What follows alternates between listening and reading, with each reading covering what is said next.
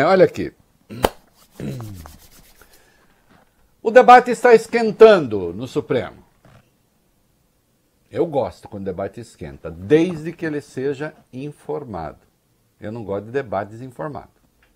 Aí é ruim. Aí debate assim que... aí fica assim, Vale Bene. Você é contra ou a favor da decisão monocrática no Supremo? O cara às vezes nem sabe o que é monocrático, né? Ele só sabe assim, não, falaram que é coisa monocrática, que é ruim, eu sou contra. Porque um locutor, às vezes assim, de jornal de televisão, fala decisão monocrática, e faz aquela cara assim, com aquelas sobrancelhas que conversam. Eu falo assim, não deve ser bom. Coisa de corrupto, né? Coisa de corrupto, coisa de ladrão, coisa monocrática. Não sou contra. Né? E o cara nem sabe o que é. Aí formam-se grupinhos na imprensa, né? Não, somos contra coisas monocráticas. Agora o Fux veio, ele é contra coisa monocrática. Não tem nada mais monocrático do que aquele topete do Fux. Que aquilo se impõe. e como é único, é monocrático. Entende? Do ponto de vista estilístico, Bob Furuia. Coisa monocrática. Eu pretendo fazer um debate informado. Né? Quem acompanha esse programa porque gosta de informação. Não é só, mete o cotovelo e vai abrindo caminho. Entendeu? Como na música do Caetano. Né? Que ali é coisa do carnaval. Não. Tem que saber. Então nós temos agora o debate. Hoje teve um debate promovido pelo site Consultor Jurídico. Ótimo, aliás, recomendo que acompanhe quem gosta da área. Né?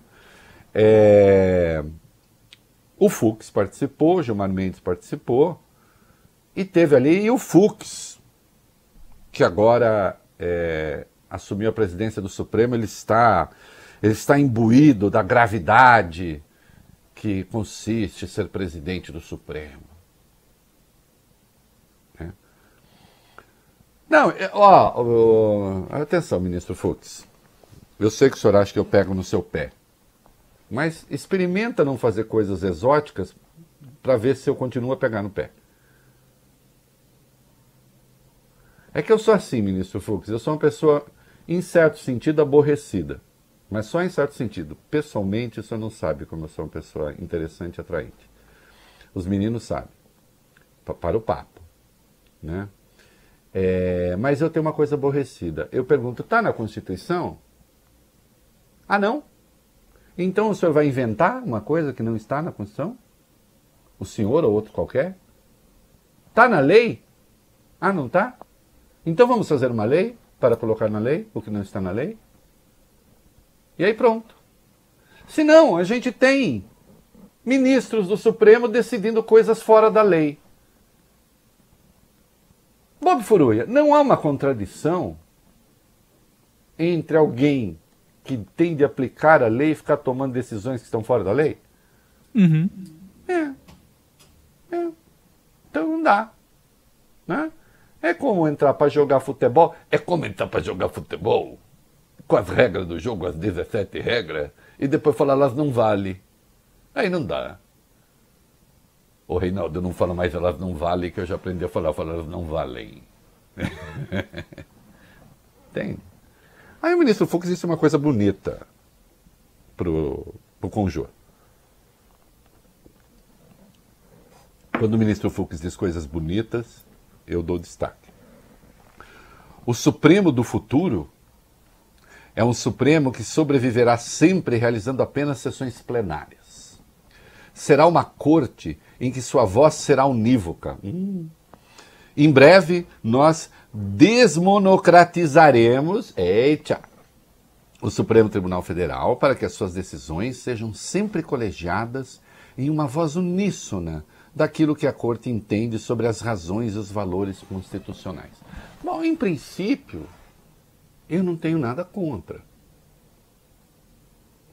O Gilmar Mendes falando, depois, disse, vejo muita gente entusiasmada, vamos proibir liminar. A liminar mais longa que conheço no STF é aquela do auxílio moradia. Por que não vem para o plenário de imediato?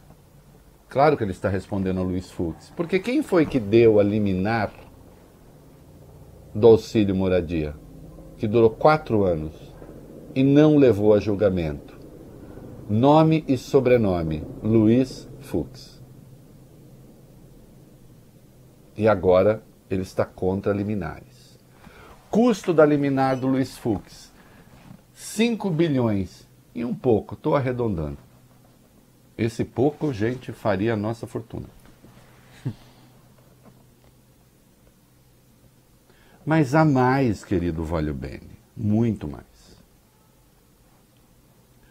A imprensa, ou por desconhecimento ou por indústria, como diria Padre Vieira, ou por desconhecimento ou de caso pensado, que é isso que significa Momento cultural. Quando você industria um pensamento, isto é, você manipula o pensamento, porque a indústria manipula coisas, né? Toda metáfora tem uma base material, aprendam isso. Muito bem. Ô Bob Furuia, existe uma lei que é a 9.868 e a outra lei é a 9.882. Sabe o que elas falam, Bob Furuia? O quê? Que toda ação direta de inconstitucionalidade, que toda ação declaratória de constitucionalidade e que toda arguição de descumprimento de preceito fundamental, que são as 3 ações que tratam da constitucionalidade das leis, ainda tem ação declaratória de inconstitucionalidade por omissão, mas entra no grupo da ação declaratória de inconstitucionalidade, ação direta de inconstitucionalidade, né? Tem ação direta de inconstitucionalidade por omissão, ADO. Né? Essas coisas todas só podem ser decididas pelo Pleno, vocês sabiam? Está em lei. Já está em lei. Não precisa criar lei nova. Por que é que o juiz de garantias ainda não foi instalado? Quem é que concedeu uma liminar contra o juiz de garantias? Darei nome e sobrenome. Luiz Fux. E ele o fez numa ação direta de inconstitucionalidade. Portanto, o ministro Luiz Fux, que disse ser contra decisões monocráticas, suspendeu monocraticamente o juiz de garantias por intermédio de uma ação direta de inconstitucionalidade que, segundo a Constituição, segundo a lei, né, mandou para a lei regulou, só pode ser decidida, nem é questão do regimento interno, pelo Pleno. Ele deu uma liminar e o juiz de garantias está suspenso. Por quê? Porque ele é contra.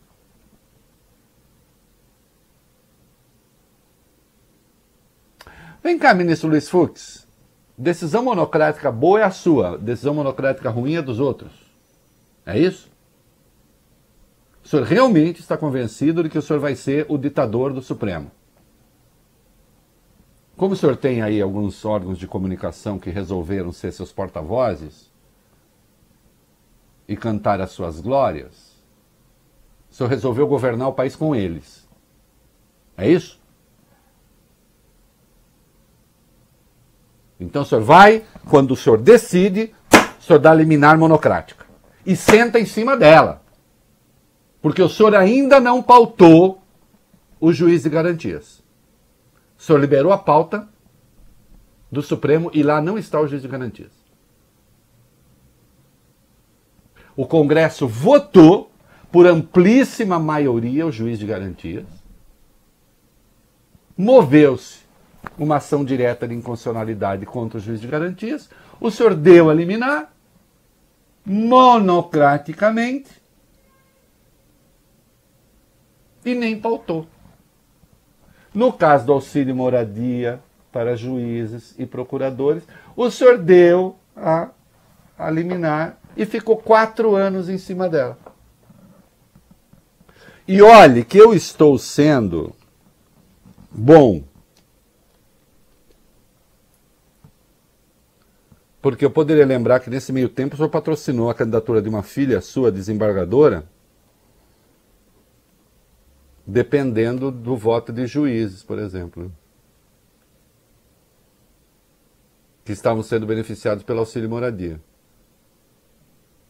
Eu nem vou tocar nesse assunto. Só estou lembrando que ele existe. Então aqui, olho no olho do titio rei aqui, que não tem a sorte de ter esta basta cabeleira.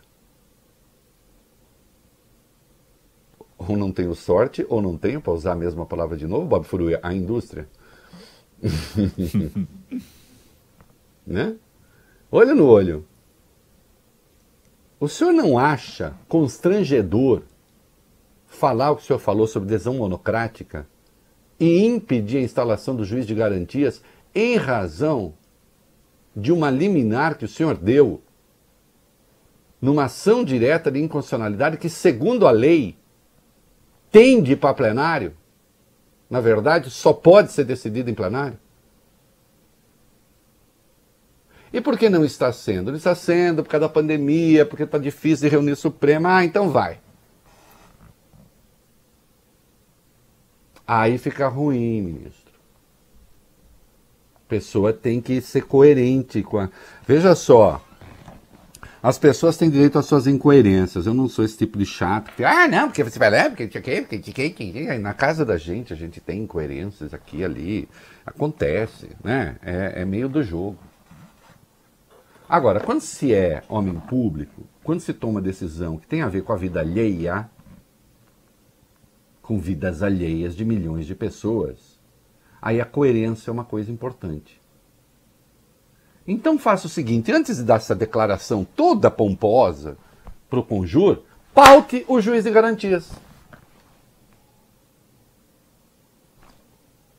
E se redima, fala, puxa, quando eu fiquei 4 anos sentado sobre aquela história do auxílio moradia, eu errei.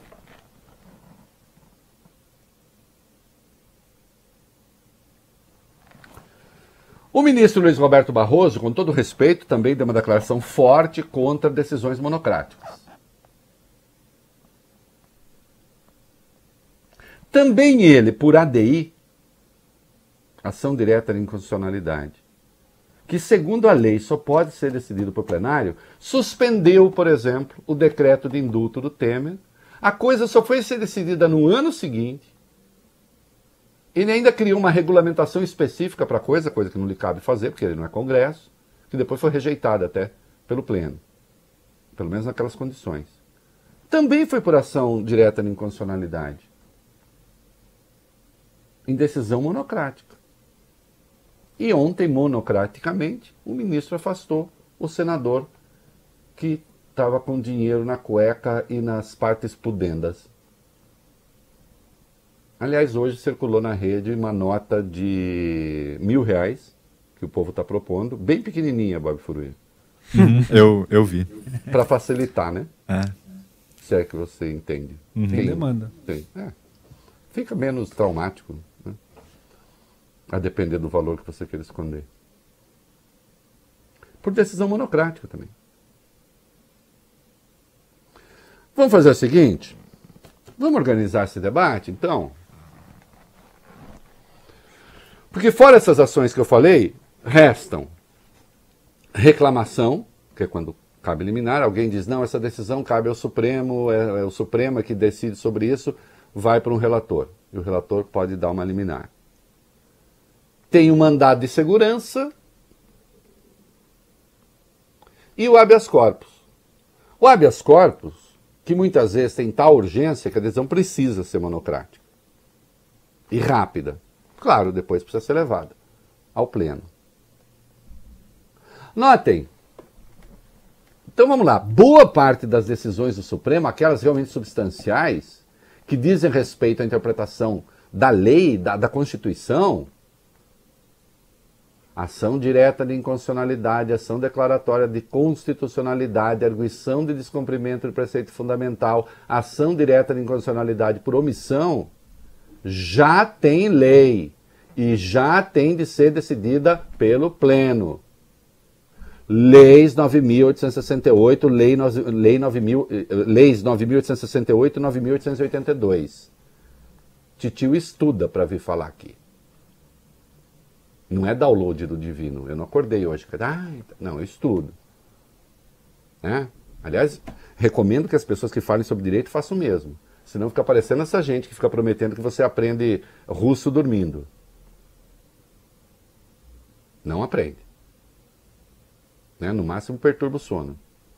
Faça como eu, em vez de tentar aprender russo dormindo, dorme ouvindo música. Às vezes também gosta muito da música e perde o sono. Entende? Tem que estudar para falar. E essas outras aqui que não têm disciplinamento legal, elas têm a natureza da urgência. Agora, por que o Fux veio com essa conversa? Porque ele, ao arrepio da lei, suspendeu uma decisão do Marco Aurélio, usando uma lei inadequada. Deixei isso claríssimo aqui desde o primeiro dia. Mas como Marco Aurélio, a meu juízo, também tinha desrespeitado fundamentos legais, infelizmente ficou-se na seguinte situação: escolher o mal menor. Aí o Fux disse, uma ação excepcionalíssima. Não é excepcionalíssima não pode usar mais. Mas esse mesmo Fux, que é contra decisões monocráticas, fez uma outra coisa estranhíssima. E de novo, não estou entrando no mérito. Tem uma ação que está correndo na Justiça do Pará, envolvendo uma indenização de um acionista que cobra uma indenização por causa de ações do Itaú no valor de 2 bilhões. E eu olho o valor daquilo e dei uma lida a respeito, me parece que é absolutamente excessiva a cautela imposta de 2 bilhões que bloquearam do Itaú, enfim. Mas cabe recurso ainda. Cabe recurso. O que o Fux fez? No CNJ, aí não foi nem no tribunal, no Conselho Nacional de Justiça, que não é revisor de sentença. O Conselho Nacional de Justiça atua quando há problemas de natureza administrativa envolvendo a justiça, ou, claro, no caso de o juiz ter cometido falhas graves ali. Né? Ele deu uma liminar monocrática, suspendendo a decisão da juíza. Que eu saiba é inédito. Ele discordou da sentença e deu liminar.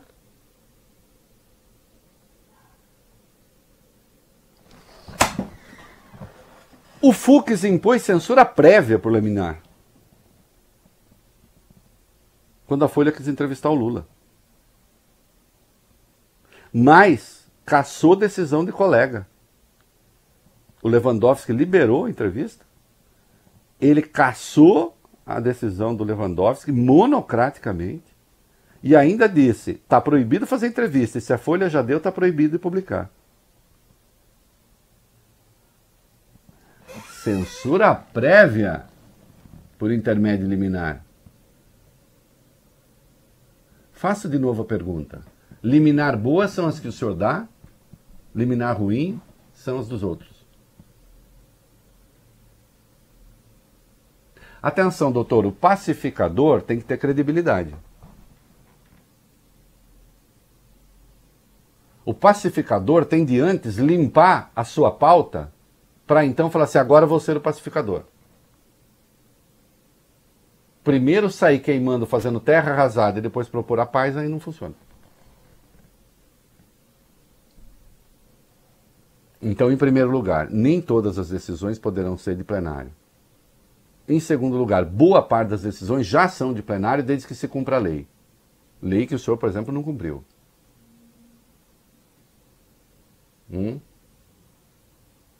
Em terceiro lugar, resolva o seu passivo primeiro.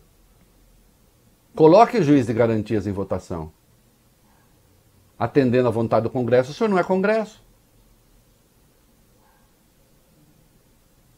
Quarto lugar, diga claramente que aquilo que o senhor fez com o voto do Marco Aurélio, o senhor não vai fazer mais.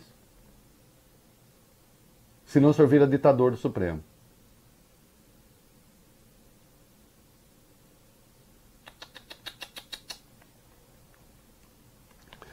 Pra cima de gente informada, esse papo não cola. Tem um monte de jurista, de advogado, de juiz ouvindo agora. Se tiver alguma coisa errada, pode ligar pra cá.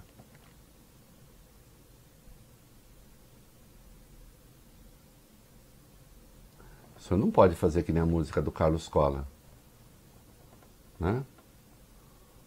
Como que é? Digo coisas que não faço, faço coisas que não digo. Né? Até eu faço coisas que não digo, vai saber, né? Agora, digo coisas que não faço com absoluta certeza. Está dizendo coisas que não faz. Vamos botar ordem nessa bagunça? Mas vamos botar ordem mesmo? Não brincar de botar ordem. E não assim, puxa, nós estamos perdendo no Supremo, vamos dar um jeito de ganhar?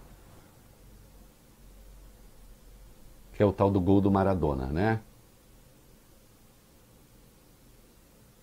Do gênio malandro. Gol de Malandro. O senhor não é gênio.